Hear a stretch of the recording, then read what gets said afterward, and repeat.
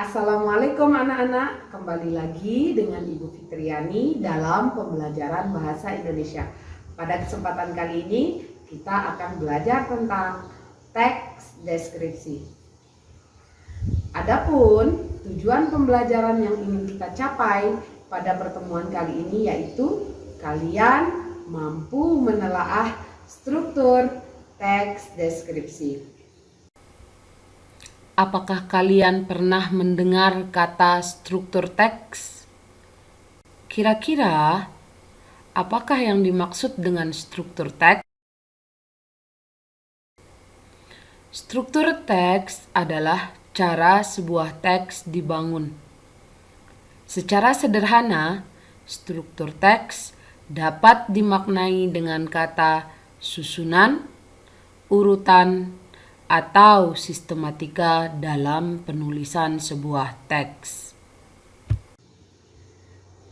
Baik anak-anak, pada dasarnya struktur teks deskripsi itu terdiri atas 3 bagian. Yang pertama ada identifikasi, yang kedua ada deskripsi bagian, dan yang terakhir atau yang ketiga ada simpulan atau kesan. Berikut Ibu akan jelaskan masing-masing bagian dari struktur teks deskripsi tersebut. Baiklah anak-anak, kita mulai dengan bagian yang pertama. Bagian yang pertama dari struktur teks deskripsi adalah identifikasi. Identifikasi adalah pernyataan atau gambaran umum terkait objek yang dideskripsikan. Pada bagian ini, kalian dapat memaparkan nama objek, lokasi objek, sejarah lahir, makna nama, atau pernyataan umum lainnya terkait objek yang dideskripsikan. Untuk lebih jelasnya, perhatikanlah contoh berikut ini. Jika kita perhatikan kutipan paragraf yang Ibu tampilkan di layar, kutipan paragraf tersebut pada dasarnya sudah mencakup bagian identifikasi, yang mana pada paragraf tersebut kita dapat melihat 2 unsur identifikasi yang ditampilkan. Apa saja kedua unsur tersebut? Yang pertama, pada bagian awal dipaparkan nama objek yang dideskripsikan. Kemudian dilanjutkan dengan kalimat berikutnya, dipaparkan lokasi dari objek yang dideskripsikan. Selanjutnya anak-anak, pada bagian yang kedua ini kita dapat menemukan bagian struktur teks deskripsi berupa deskripsi bagian. Apa yang dimaksud dengan deskripsi bagian? Deskripsi bagian adalah penggambaran aspek-aspek dari objek itu sendiri, yang mana aspek ini berisi perincian bagian objek yang digambarkan secara rinci.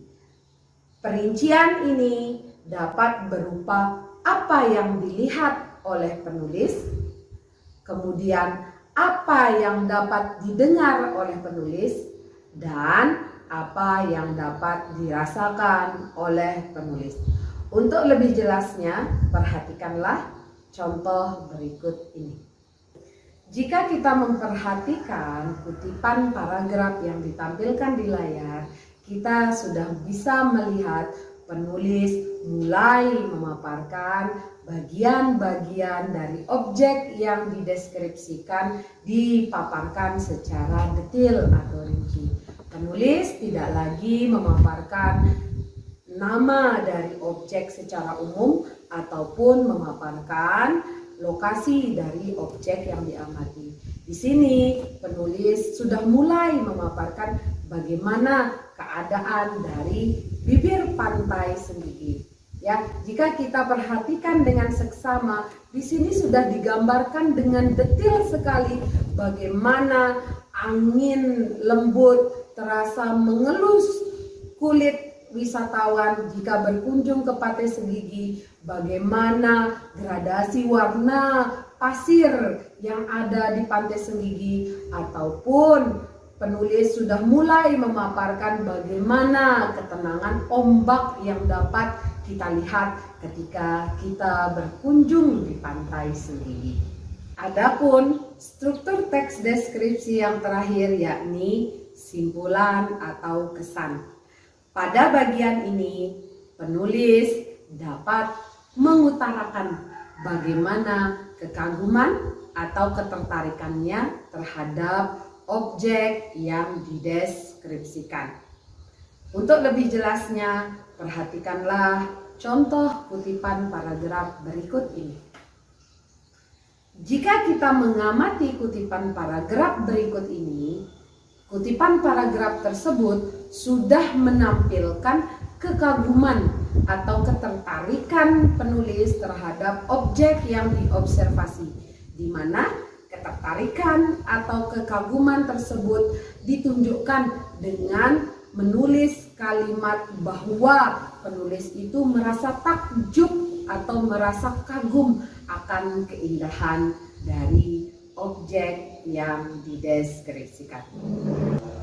Demikianlah penjelasan singkat dari Ibu terkait struktur teks deskripsi.